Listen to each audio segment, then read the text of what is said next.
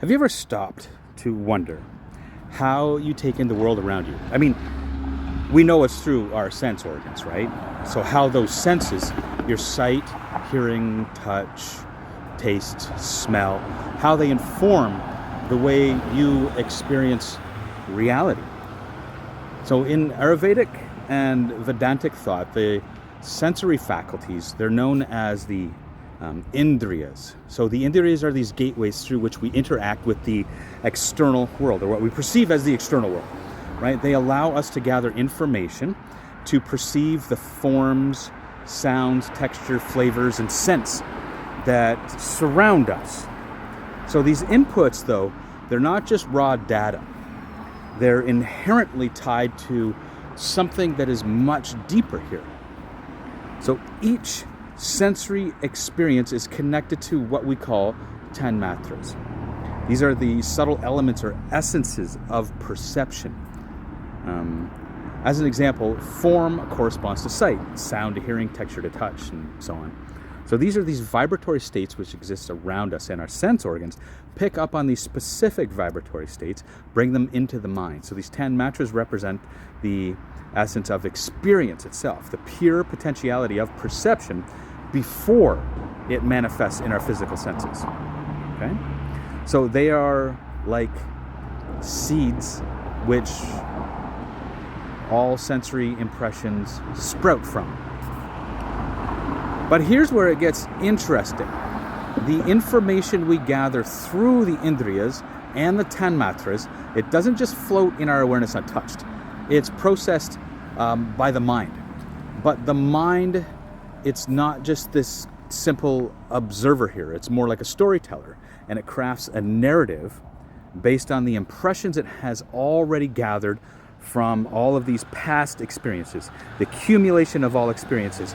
So we bring in all this information, and it mixes with these past impressions and experiences. So when we see something, hear something, or feel something, the mind doesn't just record it as it is.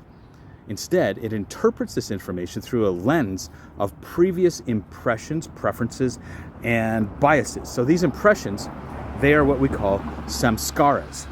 And these samskaras act like filters or programs shaping how we process the world.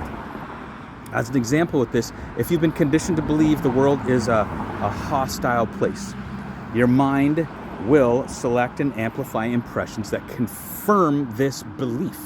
And over time, these impressions build upon one another, and it creates this self-reinforcing loop. So the result is a limited and distorted view of reality, and it's a reality that feels real, but it's actually a construct. And this limited construct is what we call Maya. So Maya is the illusion, the mistaken belief that this biased, subjective view of the world is this kind of ultimate truth. And it's not that Maya is inherently bad. It's not at all. It's simply the veil that obscures the infinite, unfiltered reality behind it. But here's the good news with this.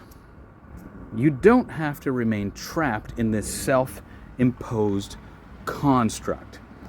The first step, as with anything, is awareness. Awareness that the reality you see is not the reality itself, but a reflection of your own mind.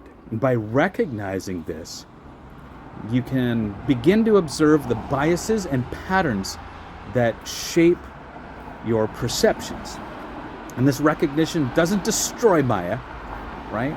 It allows you to see through it. You realize that every belief, no matter how expansive it is still a construct.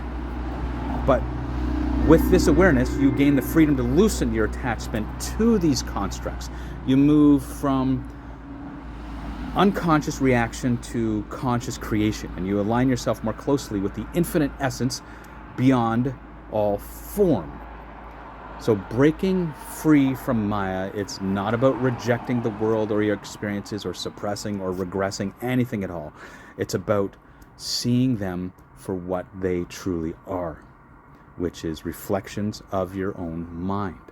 And from this space of clarity, you can begin to live more intentionally, more authentically and more expansively, because you're not living within that limited construct of those biases and prejudices, right? So the question is, are you ready to look beyond that veil? Thanks for listening.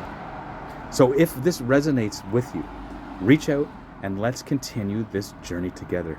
Share your thoughts and comments below, and let's explore what lies beyond that construct together.